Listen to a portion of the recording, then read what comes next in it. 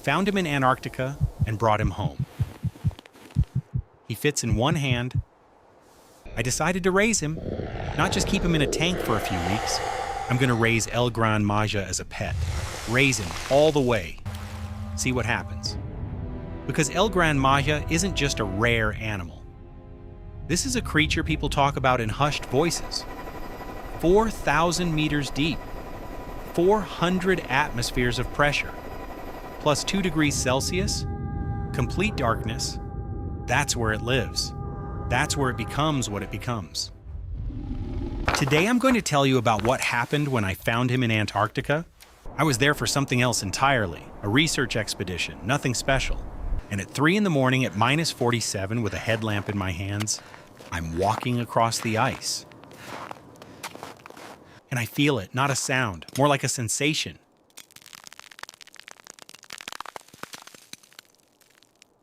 Something low, heavy coming from beneath my feet.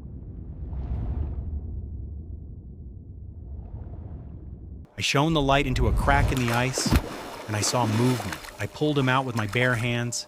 He fit in both palms. He looked at me like he'd already decided I wasn't dangerous, or that I wasn't big enough to be dangerous. I still don't know which one he meant. I couldn't leave him there.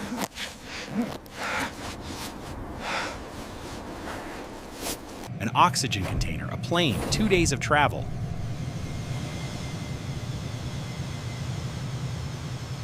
And now he's at my house, in the bathtub, in cold salt water, looking up at me with that exact same expression. The first problem was simple and completely absurd at the same time. Where do you put it? I bought a 400-liter tank. That's the maximum that would fit through the door. Poured in salt water, cooled it to 2 degrees, covered everything with dark film. Set up a strong filter, lowered him inside. And he went straight to the bottom, hovered there, didn't move. Test 1, live goldfish. I dropped plastic bag with goldfish into the tank on day 2. Then with no warning, he inhaled one.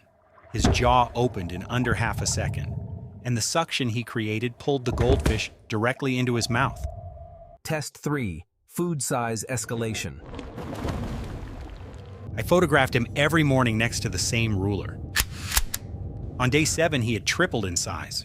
That's when I started genuinely worrying. On day 12, I came in the morning and heard the sound of cracking glass.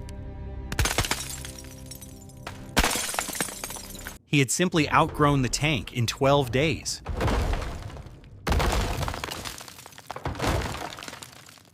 I had 4 hours. Either I find something bigger or he goes through my wall, and I explain to the neighbors what that puddle in the hallway is about. I found an inflatable pool, 15,000 liters, ordered delivery, set it up in the backyard in 2.5 hours. Poured in 200 kilograms of ice to cool the water fast enough. The transfer was complicated. For the first time in 12 days, I lifted him out of the water. He swam through 15,000 liters like the pool had been built specifically for him, slowly, deliberately. Food became its own problem. Small fish no longer interested him. He needed scale.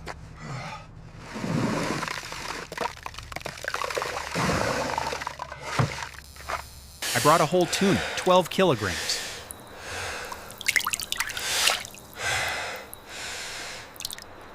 He ate it in one go, and 2 hours later he was hungry again. On day 21, I came to the pool and saw the side wall was caved inward. Not broken, caved, slowly, evenly, like something was pressing against it from the inside just by being there. I had a few days left at most. I rented a factory. Don't ask how much that costs, just know I rented a factory. They didn't ask why, I didn't explain. It was a mutually beneficial silence. We did the transfer at 3 in the morning, deliberately to have fewer people on the roads.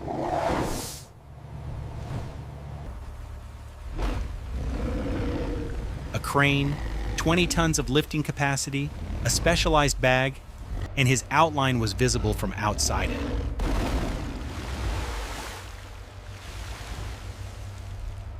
One of the workers asked me directly, "What's in there?"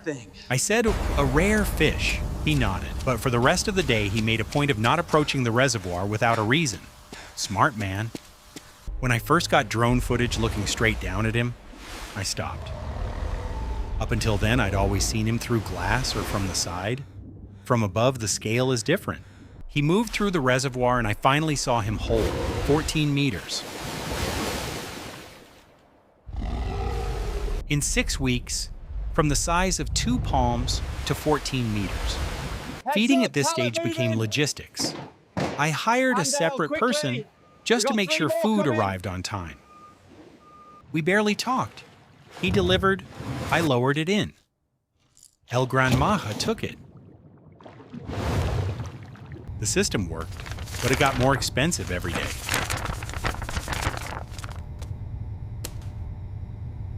On day 43, I came in and saw the steel. It was bending, not cracking, not breaking, slowly, evenly bending from the inside. He wasn't hitting the walls, he was simply growing, and that was already enough for steel to start giving way. I made the decision.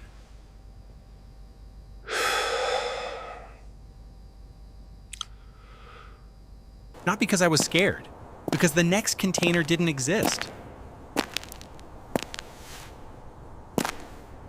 I looked. It wasn't there. There is no container that works for the next size up. And he was going to keep growing regardless of whether a container existed or not. We spent 3 days preparing.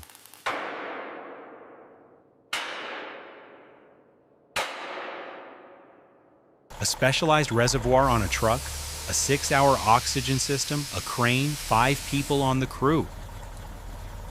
Left at 3 in the morning toward the coast.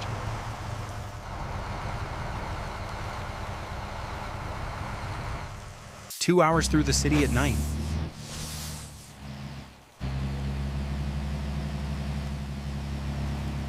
I sat in the cab thinking about what one decision, picking him up back in Antarctica.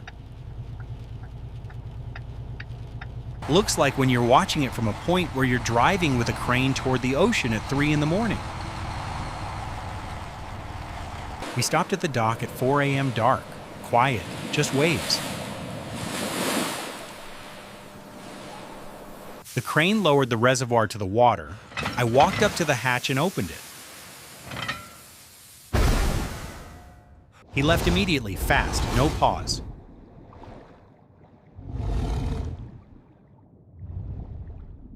Like he'd always known where he was going, and had just been waiting for someone to open the door. I stood on the dock for another 20 minutes. The crew left. I stayed. The next morning I rented a helicopter. I wanted to know, how is he out there? The first 10 minutes, nothing. There. 300 meters, bearing 270. I see it. Then the operator said, "Look down." Next to a fishing vessel, a shadow.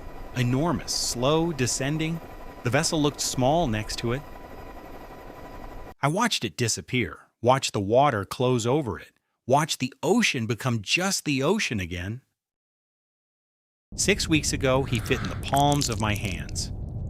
I started this as an experiment. Just wanted to understand what happens when you take something that belongs in the darkest depth of the ocean and try to take care of it. Here's what happens. Somewhere in the Atlantic, he's out there, still growing without me, the way he's supposed to. If you want to see the next simulation, subscribe and let me know what sea creature you would like me to recreate next.